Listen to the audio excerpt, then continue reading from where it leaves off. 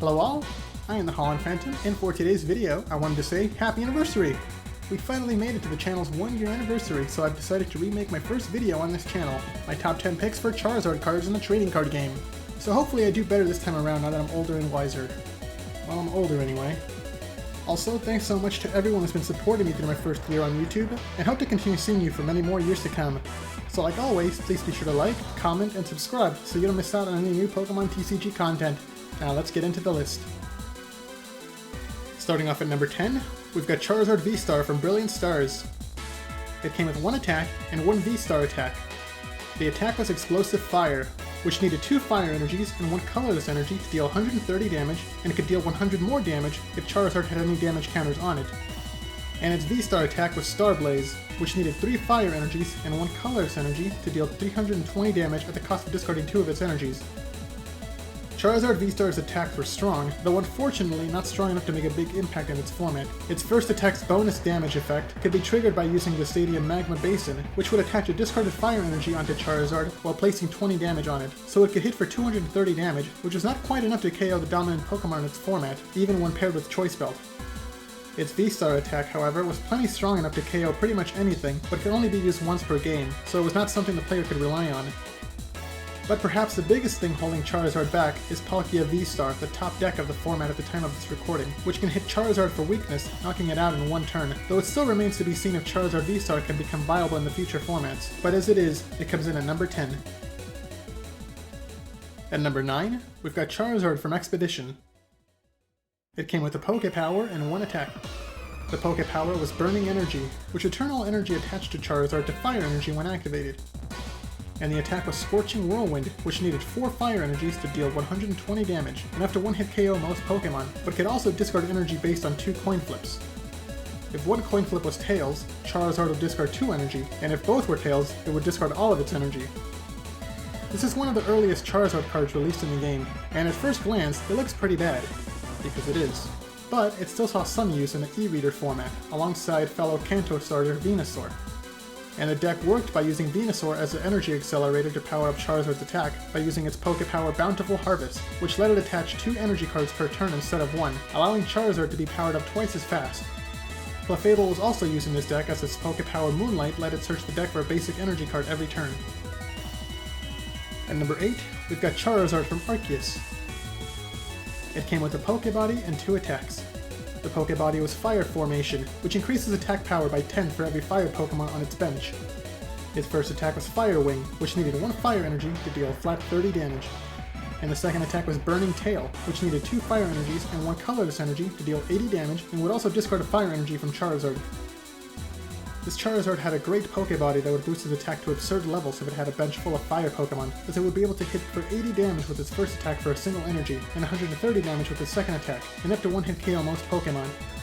And getting a full bench of good fire Pokemon was easy with the release of the Heart Gold and Soul Silver set, as it released both Typhlosion Prime and Ninetales. Typhlosion's Afterburner Poke Power let it attach discarded fire energies onto Charizard to keep its Burning Tail attack fueled, and Ninetales discarded fire energies to then draw 3 cards from the deck with its Roast Reveal Poke Power. This deck also used Broken Time Space, allowing it to evolve its Pokemon immediately, which is important because running 3 different evolution lines could be slow to set up, but Broken Time Space helped overcome its weakness. At number 7, we've got Charizard from Pokemon Go. It came with an ability and 1 attack. The ability was Burning Brightly, which would double the count of all basic fire energy on its side of the field, though no more than 1 of these abilities could be active at a time. And the attack was Flare Blitz, which needed 2 fire energy and 2 colorless energy to deal 170 damage, but would also discard all fire energy attached to Charizard. This Charizard has been primarily used for its ability to double all fire energy counts, particularly in a mill deck alongside Blastoise from Pokemon Go and Centiskorch from Sword and Shield. And how the deck worked was all 3 Pokemon would be set up together, and Blastoise's Vitality Spring ability would accelerate 6 fire energy onto Centiskorch from the deck every turn. And then Charizard's Burning Brightly ability would double all that energy, and finally Centiskorch would attack with 100-foot flames, discarding a card from the opponent's deck for each fire energy on Centiskorch. So by using Blastoise's ability just once and having Charizard in play, Centiskorch can discard 12 cards from the opponent's deck in 1 turn, and by attaching enough energy onto Centiskorch, it can win a game with 1 attack after discarding the opponent's entire deck. At number 6, we've got Charizard from Vivid Voltage. It came with an ability and 1 attack. The ability was Battle Sense, and would let the player look at the top 3 cards of their deck, add 1 to their hand, and then discard the other 2. And the attack was Royal Blaze, which needed 2 fire energy and dealt 100 damage, plus 50 more damage for each Leon card in the discard pile. This Charizard was good as a Stage 2 Pokemon, as it had a good ability and a strong attack, though like all Stage 2 decks, it was slow to set up, but if it got up and running, it could deal massive damage, especially after dumping multiple Leon cards in the discard pile, either by using them, discarding them through Charizard's Battle Sense ability, or through other cards in the deck. Once all 4 Leon cards have been discarded, Charizard could hit for 300 damage for only 2 energy and no drawback. Magma Basin was also used as a way to accelerate fire energy onto Charizard, so it can be ready to attack in just 1 turn. At number 5, we've got Charizard EX from Flash Fire. It came with 2 attacks. The first attack was Wing Attack, which needed 3 colorless energies to deal 60 damage, and the second attack was Combustion Blast, which needed 2 fire energies and 2 colorless energies to deal 150 damage, but then the attack could not be used again in the following turn. This Charizard was released alongside its 2 Mega Evolutions, but ironically was actually better than either one of them because its attacks required less energy and was easier to set up immediately instead of having to wait multiple turns. This card was also great in its format because it had access to the supported Blacksmith to attach 2 discarded fire energies onto Charizard, and then a double colorless energy would complete the rest of the energy requirements to use either of its attacks. Muscle Band was also used to give Charizard a 20 attack power boost to make it easier to get one-hit KOs against other EX Pokemon of the era, like Keldeo and Mewtwo.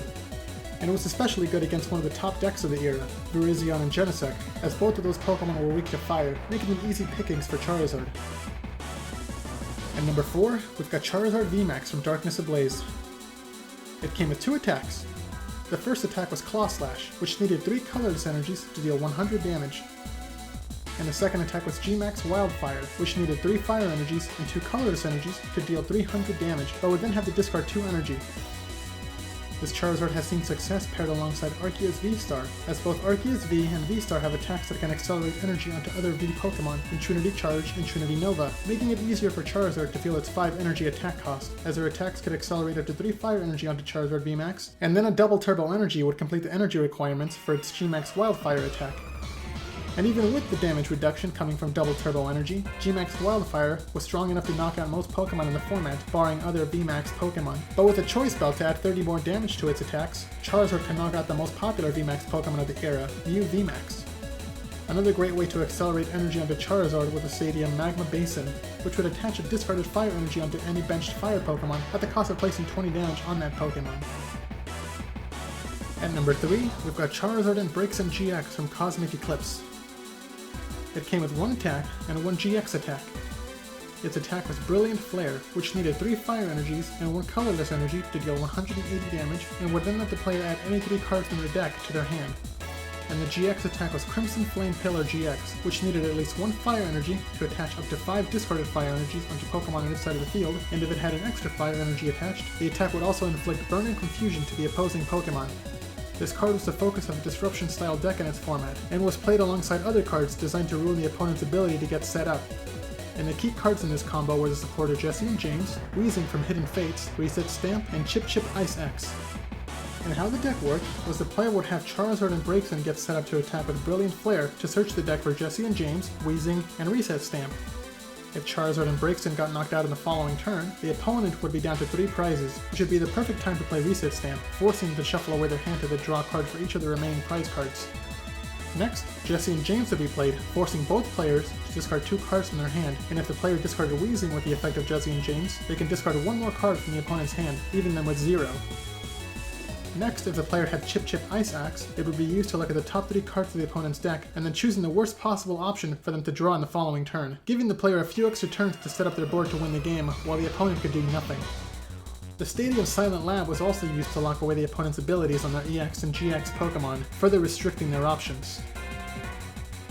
At number 2, we've got Radiant Charizard from Pokemon Go. It came with an ability and 1 attack. The ability was Excited Heart, which would reduce its attack cost by 1 colorless energy for every prize the opponent had taken. And the attack was Combustion Blast, which needed 1 fire energy and 4 colorless energies to deal 250 damage, but then could not be used in the following turn.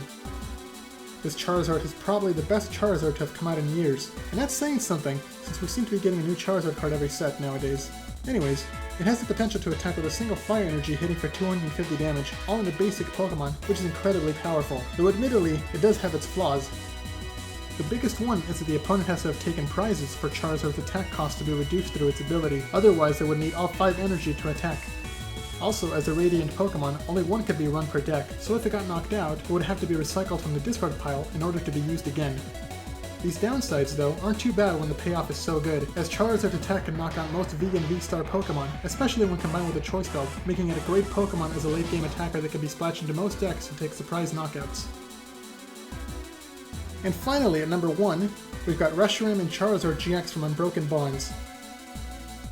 It came with 2 attacks and 1 GX attack. The first attack was Outrage, which needed 1 Fire Energy and 1 Colorless Energy to deal 30 damage, plus 10 more damage for each damage counter on Rushroom and Charizard. The second attack was Flare Strike, which needed 3 Fire Energies and 1 Colorless Energy to deal 230 damage, but then could not be used in the following turn. And the GX attack was Double Blaze GX, which needed at least 3 Fire Energies to deal 200 damage, but if it had an extra 3 Fire Energies attached, it would deal an additional 100 damage, and the damage could not be affected by any effects on the opposing Pokemon. This card was one of the best tag team Pokemon ever released in the 7th generation for its raw power, as it had great attacks and great support. Volcanion from Unbroken Bonds was a perfect partner, as its Flare Starter attack would accelerate Fire Energy onto Rushroom and Charizard, letting them start attacking on the following turn, especially when also paired with the supporter Welder, which accelerated another 2 Fire Energy cards from the hand. The most commonly used attack was Flare Strike, hitting for 230 damage, and it would combine with Shrine of Punishment, which could place 10 damage on any GX and EX Pokemon between turns. Rushroom and Charizard could deal enough damage to one-hit KO their main rival, Pikachu and Zekrom. And if there weren't enough Fire Energy in hand to fuel Rushroom and Charizard, the deck also ran plenty of options to ensure that energy was always available through Fire Crystal, Fire Flint, and Giant Hearth, to search for Fire Energy from both the discard pile and the deck. With a combination of explosive speed and high damage output, alongside amazing support from items and supporters, Rushroom and Charizard cemented their place as one of the best cards in the 2019 format, and the best Charizard card overall, which is why it has come in at number 1 in this list. So which is your favorite Charizard card? Let me know down in the comments below, and be sure to leave a like, subscribe, and share this video to help this channel grow and reach new viewers. And once again, thanks a lot for all the support you've given me over the past year. Thanks a lot for watching, and until next time, this is the Holland Phantom logging out.